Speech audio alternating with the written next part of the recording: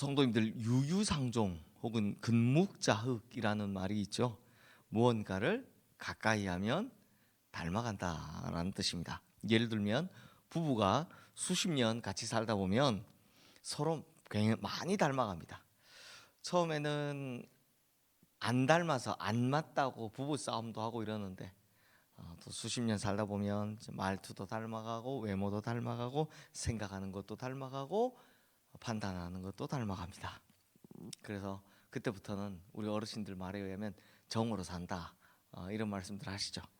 마찬가지로 오늘 본문인 이 시편 135편을 지은 시인은 하나님을 지극히 사랑하는 자는 누구를 닮아가겠습니까? 하나님을 닮아가고, 우상을 섬기는 자는 우상을 닮아간다 라고 이야기하고 있습니다. 먼저 이 시인이 하나님의 모습과 속성에 대해서 노래를 하는데요, 우리 3절 말씀 함께 읽어보겠습니다. 여호와를 찬송하라. 여호와는 선하시며 그의 이름이 아름다우니 그의 이름을 찬양하라. 자, 여기서 시인은 하나님의 속성을 선하고 아름다우시다 라고 노래합니다.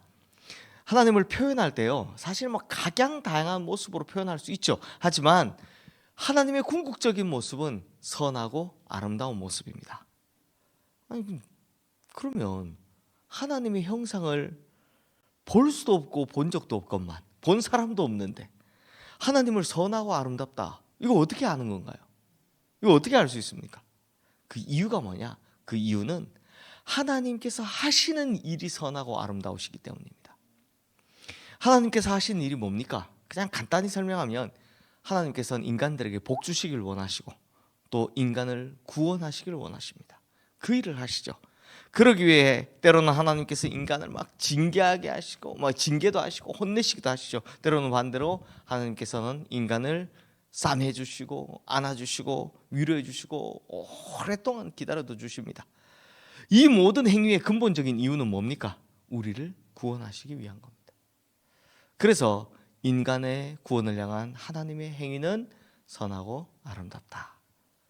그래서 하나님은 선하고 아름답다라는 겁니다. 그러므로 하나님을 사랑하는 사람도 역시나 선하고 아름다운 사람이 되는 겁니다. 보시면 우리 주변에 신앙생활 잘하시는 분들 계실 겁니다. 그리고 우리는 그분들의 모습을 보면서 아마 다들 비슷하게 느끼셨을 거예요. 아, 정말 선하고 아름답다. 외모가 출중하지 않아도 참 아름다운 분들이 있습니다. 그리고 심지어 허리가 굽은 정말 노인이신데도 그분들의 살아가는 모습을 보면 진짜 선하고 아름다운 모습을 볼 수 있습니다. 말하는 것도 그렇습니다. 왜요?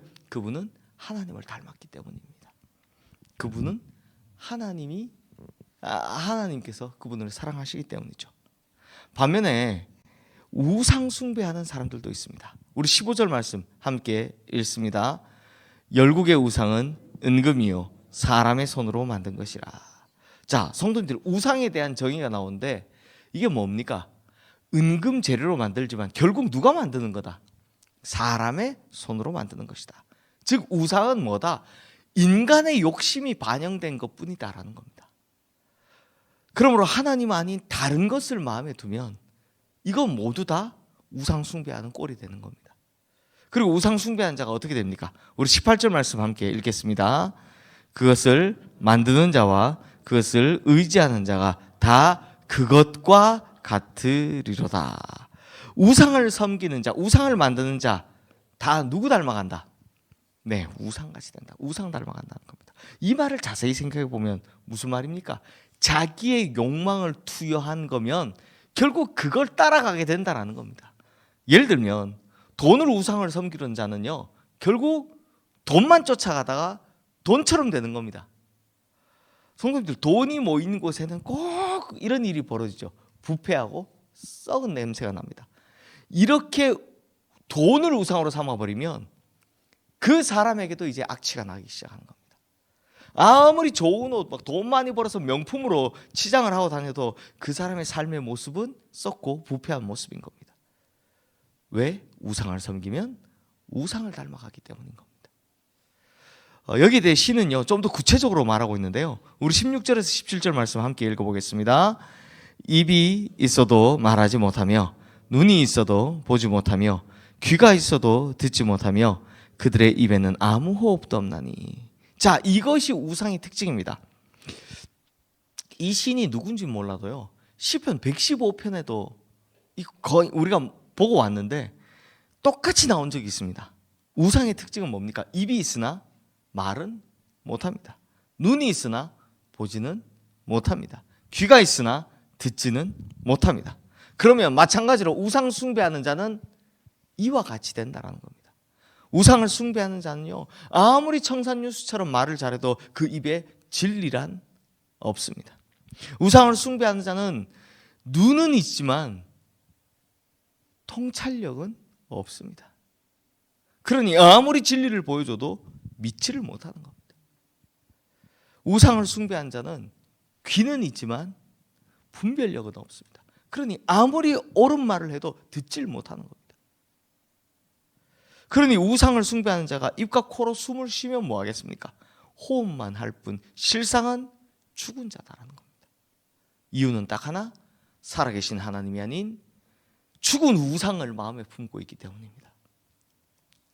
그렇다면 성도님들, 우리는 어떻습니까? 아무리 교회를 다녀도요, 마음속에 다른 것 있으면 그것 역시 우상 숭배라는 걸 잊으시면 안 됩니다.